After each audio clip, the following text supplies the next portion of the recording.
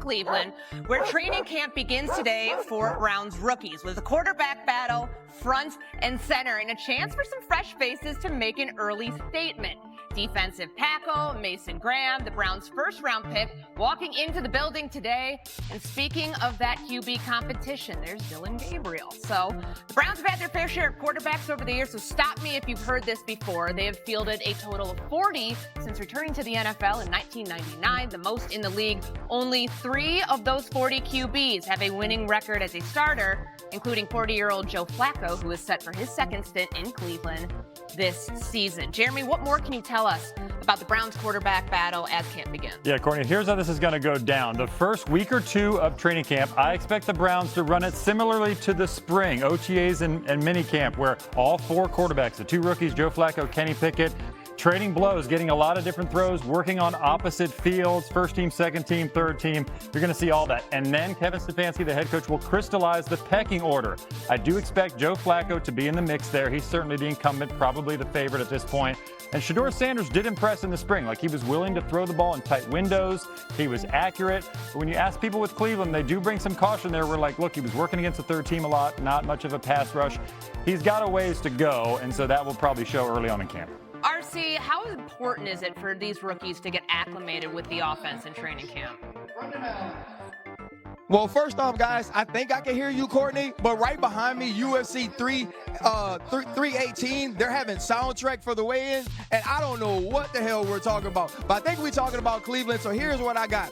They got to figure out how they're going to tier these repetitions. Jeremy talked about the first 2 weeks, right? To me, it should be a battle of the first 2 weeks. Who's the best old guy? Is it Joe Flacco? Is it Kenny Pickett? Now, let's figure out who's the young guy that we expect could be able to take reps this year. And once you figure that out, that's the way you have to move forward to me. I don't expect either of these rookies to be the day one starter, but I expect them to get reps at some point. So Kevin Stefanski needs to figure out early on, if Kenny Pickett's going to be our day one, let's get him the reps to be ready. But whichever one of these rookies seems more ready to play in his first year, let's make sure he's prepared to be the backup. Yeah, I do have concerns, though. If you figure out if that old guy's going to be number one, let's say it is Joe Flacco, and let's say Joe Flacco early on isn't moving. Let's say he's moving like an old guy. Let's say he's unable to move in the pocket. All of a sudden, you're losing early, week 1, week 2. If a guy like Shedeur Sanders, who is a quarterback who talks about rhythm and timing, he's not necessarily elusive per se, but he fits in Kevin Stefanski's scheme.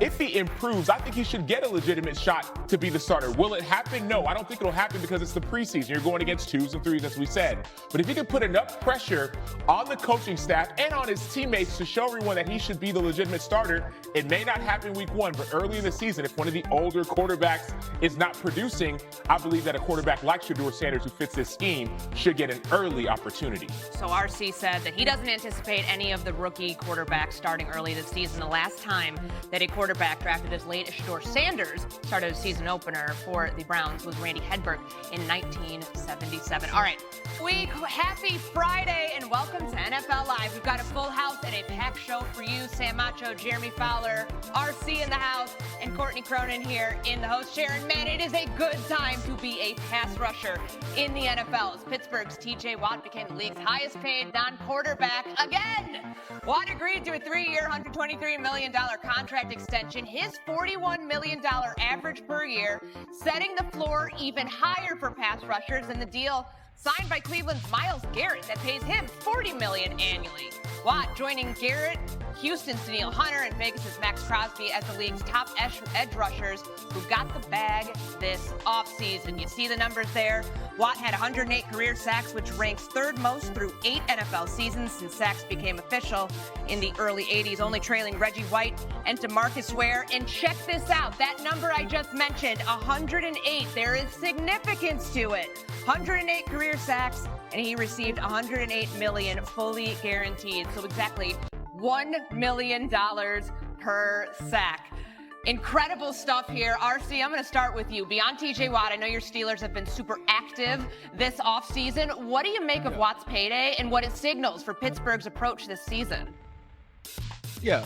Well, I think the first thing is you did what you were supposed to do by giving TJ Watt what he's earned and what he has the potential to produce on the field for you. But you look at some of the other moves they made. You go out and you get Jonnu Smith and DK Metcalf. You draft Caleb Johnson out of Iowa at the running back position, and you wait on Aaron Rodgers instead of taking a quarterback at 21 that you don't really see being the future of the franchise. Omar Khan is trying to win, and he's trying to win now. Darius Slay at corner, Jalen Ramsey as a utility defensive back. I love what they've done, but where will that put them in the AFC? Are you better than Kansas City? Are you better than Baltimore? Are you better than Buffalo? Hell, are you even better than the Cincinnati Bengals? So all of these things have to come together under Mike Tomlin for what Omar Khan did this offseason, which is a departure from who Pittsburgh is to show dividends on the field. Yeah, and it should show dividends, at least on the defensive side of the ball with some of those additions. I understand that losing Minkah Fitzpatrick hurts, but adding guys like Jalen Ramsey, Darius Slay, those are going to be big additions for a pass defense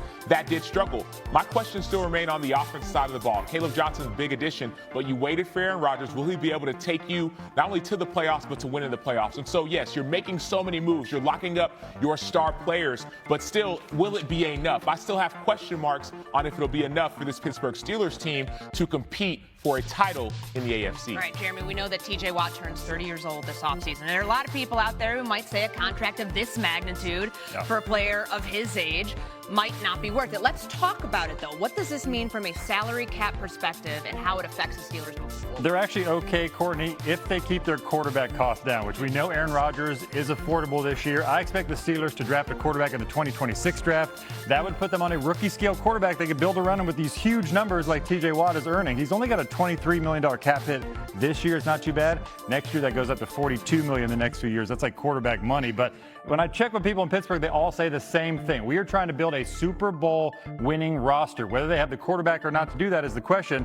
But around the quarterback, they have a lot of pieces now, including one of the best pass rushers in the NFL.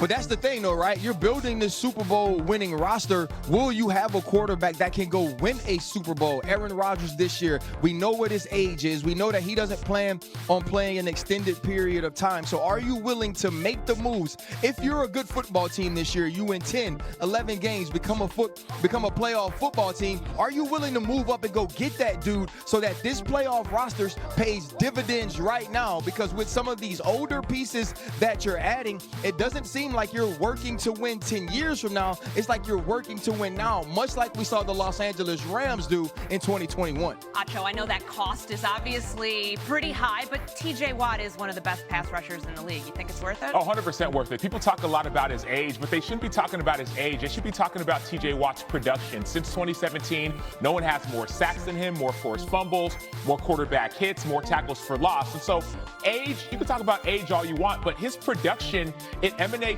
past him. He helps guys to the left of him. He helps guys who are on the inside. He helps guys like Alex Highsmith passing on the opposite side, pass rushing on the opposite side. So for me, I look at the production that he has earned, and he's worth every penny. And Jeremy